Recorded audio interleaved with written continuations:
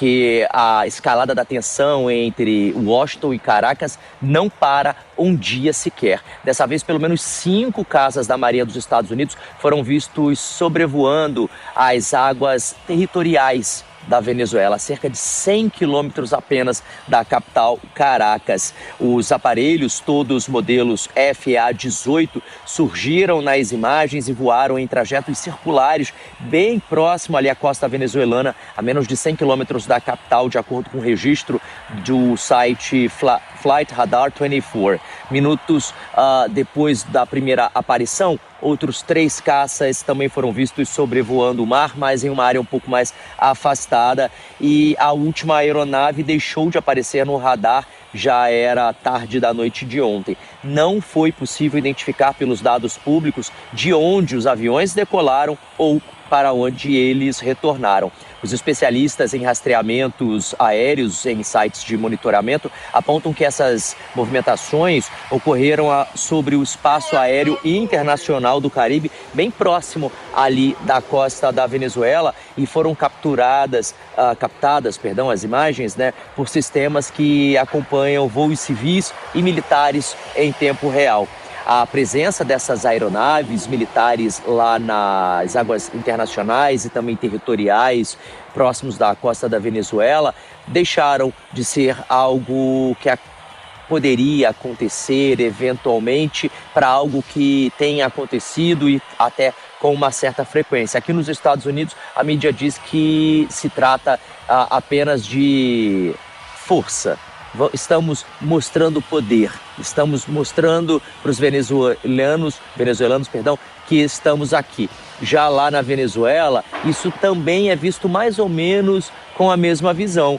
Segundo a mídia local, a mídia estatal também, os Estados Unidos querem apenas mostrar que estão prontos para um possível enfrentamento, mostrar poder, mostrar tamanho. Enquanto isso, o mundo assiste, a toda essa situação, a todo esse imbróglio envolvendo os 2 países, Estados Unidos e Venezuela. As autoridades venezuelanas ainda não se posicionaram oficialmente, pelo menos, sobre esse caso em específico, mas com relação aos anteriores, David, uma nota oficial foi divulgada, inclusive o líder do regime venezuelano, Nicolás Maduro, falou a respeito das aparições anteriores de aeronaves, dizendo que se tratava de uma agressão dos Estados Unidos.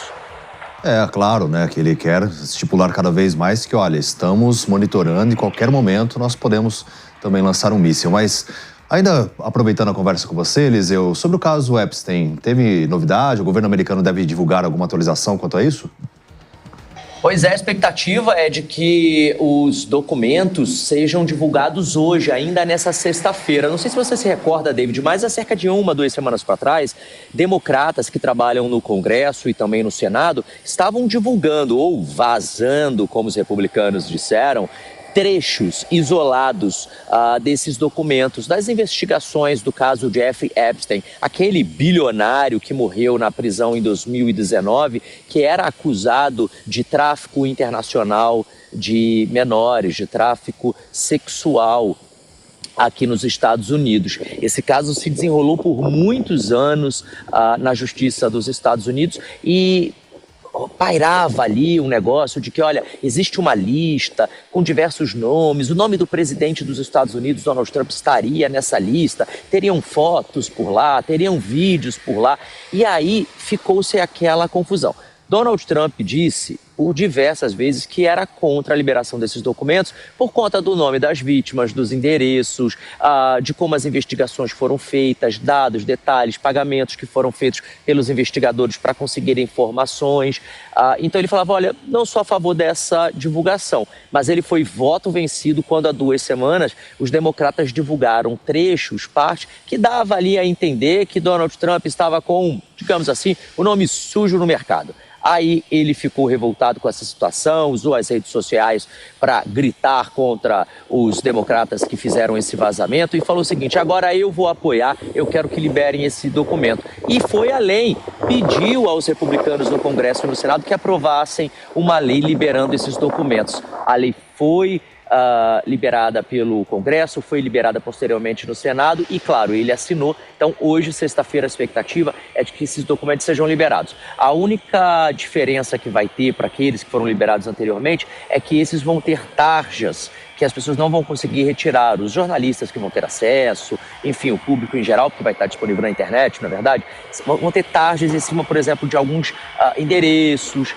telefones, números de documentos, para preservar, digamos assim, um pouquinho, né, da intimidade de tantas pessoas que vão ser levadas ali para a mídia já nas próximas horas. A gente acredita que mais tardar amanhã, sábado, domingo, os detalhes desse processo tão cabeludo, cabuloso, comecem a ganhar o noticiário, não apenas aqui dos Estados Unidos, mas do mundo inteiro. Então, a expectativa é essa, David, é que já, ainda nessa sexta-feira, o governo dos Estados Unidos libere aí documentos relacionados às investigações, enfim, do caso de Jeffrey Epstein, de tudo aquilo que foi levado para a justiça. Espero, né, que eles tenham um bom senso nessa divulgação, né, David, é o mínimo, né, até em respeito não apenas às pessoas que constam lá e já morreram, que têm seus familiares, mas as pessoas que estão vivas, né? Principalmente as vítimas dessa situação. Sem dúvida, né? Preservação disso, mas claro que as pessoas que estiverem envolvidas também, aí cabe à imprensa divulgar. Eliseu Caetano, direto dos Estados Unidos, muito obrigado. Agora pode fazer aquela sua tradicional corridinha na praia, que eu sei que você faz isso depois da participação aqui no Morning Show, antes de entrar no tempo real. Valeu, meu amigo. Bom, repercutindo aqui com a bancada, 2 temas então. Tensão na Venezuela, aviões então sobrevoando ali Caracas e o caso Epstein. Qual que você quer começar, Jess Peixoto? O caso Muito mais Epstein legal, né, é um dos maiores abusos, uma das situações mais absurdas da história recente em relação a crimes. São mais de 250 vítimas, jovens, crianças. Ele é um pedófilo.